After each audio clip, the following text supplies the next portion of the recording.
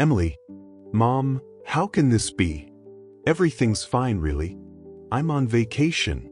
So, I can work there for a month or even longer. I just need to understand where the quotas go and how all this works. Who or what do you need to be to get this damn quota? Emily looked thoughtfully at her mom. Charlotte, still a woman, barely walked, only able to move from a chair to a sofa and back. She had joint problems. They needed to be replaced, all of them. The doctor said it could be done through a quota. But even with the quota, they couldn't replace everything at once, and getting it was impossible. Her mother was categorically against taking loans and would scold Emily even if she just mentioned it. You need to understand, you'll be buried in loans.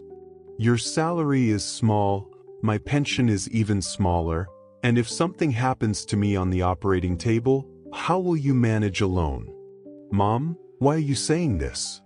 Nothing will happen to you. Everything will be fine. You don't listen to me. Nothing will be fine. Let's close this topic. If I can't get the quota, I'll just use crutches. But I can't bury myself at this age. You have your whole life ahead of you. You need to get married, think about children. With debts like that, there's no way to have a conversation. Emily wasn't sitting idle. She rushed around the offices, always first in line, but the quotas would slip away unnoticed. So, she decided to work as a janitor to understand and break into where she needed to be, if she could find out. She didn't expect the hospital to be so interesting. A whole separate world with its own laws and rules. I haven't asked anyone anything yet. The patients were diverse, from the simplest to the very complex. Unofficially, there was a division. Emily understood this and heard from her colleague. Look, Emma. This wing is for regular patients. Over there are those who need immediate attention if called. These can wait, but those can't. Many reasons.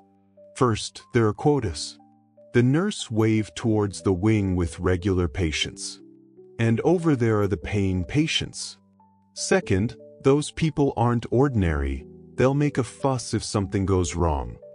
Third, those are private rooms, and if they hire separate janitors, our salary, well, you could barely buy bread with it. Emily pondered. So, are you saying the treatment for quota patients is different? Susan shrugged. I can't tell you that. Everyone runs around the same way. Maybe they don't check later. But maybe there's a difference in medications and materials. The more Emma worked, the more she realized that the quota wasn't so great. Mom would say it's all nonsense, that she's not made of sugar, and to not worry about such trivial things. But things weren't right between them. Emily was a beautiful girl, 27 years old, but not married. She didn't even have a boyfriend. When her mother got pregnant at 30, she said the father didn't know about Emily. They hadn't been together long. As soon as Charlotte realized she was pregnant, she ended the relationship. The man was married and wasn't planning to do anything, or so he said, but he wasn't very convincing. Emily didn't want to repeat her mother's fate. There was nothing good ahead. No words from her daughter could convince Charlotte otherwise. Emily, you're on duty in the private wing today. Emily nodded, trying not to show her excitement. She had been there before but never on duty. The private wing was very different from the regular one. Modern, beautiful, with adjustable beds. Working there was like a dream. Emma started her duties immediately, not rushing, doing everything thoroughly. She had already cleaned 3 rooms and moved on to the 4th. In this room lay a man in his 50s, probably someone important or wealthy. Someone was working on a laptop at the bedside table, a phone nearby, and he had visitors. Emily understood it was his stepdaughter with her husband and probably her mother-in-law. They were talking and the tone wasn't friendly. The husband and his mother were French, and the stepdaughter spoke to her father in Russian. At first, Emily didn't understand, but after a few phrases, she realized it was better to pretend she didn't. What could a janitor understand? The stepdaughter was older than Emily but looked great. They were discussing how the man was tired and should retire, but he refused. "Leo, what are you thinking?" "I feel great. Soon, I'll be running faster than you." "Dad, what are you saying?" "You've worked all your life. Isn't it time to rest and take care of your health, travel, relax?" "No, that's not for me. You're the one always traveling. Isn't it time to settle down?" "I'm doing great." "Paul, what a wonderful person." The man snorted. "You can see that, young lady." The woman turned to her husband and spoke in French. "What are we going to do if this old fool doesn't hand over his business? We'll be in debt and ruined in a month."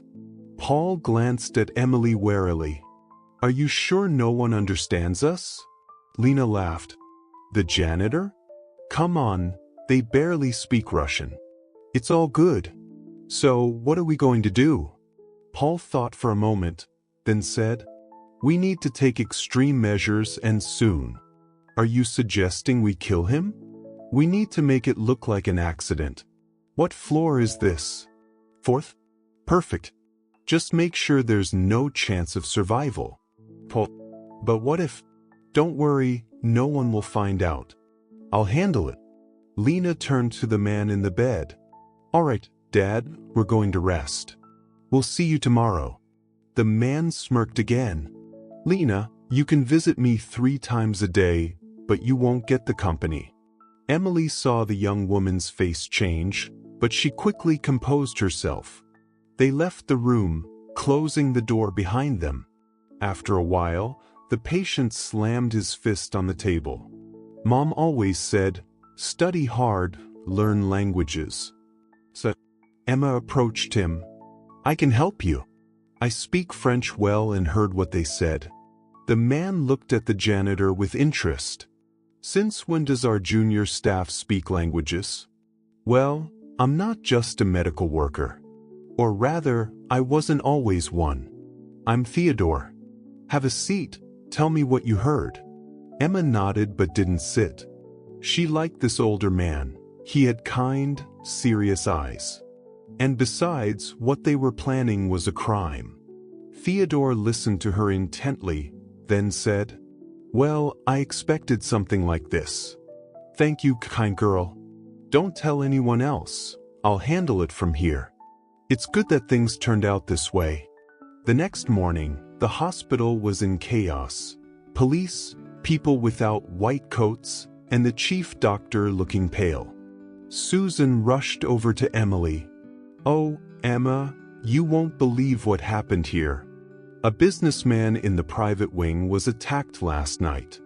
They bribed a guard and got in, but the businessman knew and set a trap. It was like a movie. And get this, his own daughter wanted to take his money. What drama? Is he all right?" "Yes, someone else was in the bed and caught them. The real patient probably went home or to another hospital. Ours will have a hard time cleaning up this mess." Emily worked for almost a month but didn't solve her problem. Even talking to the chief didn't help. "We don't handle quotas, we just do our jobs. You'll have to ask someone else. Or pay for it, but I don't set the price." Emily was so frustrated. She used her vacation, earned nothing, and all the neighbors knew. She thought more about paying for the operation herself, even if her mother found out later. That evening, Emily was calculating how she could afford the loan. The doorbell rang. Emily answered, expecting the neighbor, Aunt Katie, who often visited her mom for tea and chat. But it wasn't her. Emma was surprised to see Theodore at the door with a young man, probably his assistant. "Hello, Emily. May I come in?" "Of course, come in. But what are you doing here?" "Just wanted to thank you for saving my life." "Into the living room. Mom, we have guests." The young man winked at Emma and lifted 2 large bags. "To the kitchen?" "What?" "Oh yes, to the kitchen. Emma smiled and followed Theodore into the living room. He stopped, looking at Emily's mother, Charlotte. She looked up from her book, surprised. Theodore. Charlotte, hi. You won't believe it, but I came to thank your daughter for saving my life. She looked sternly at Emily. Emily, what have you done now? Theodore quickly said.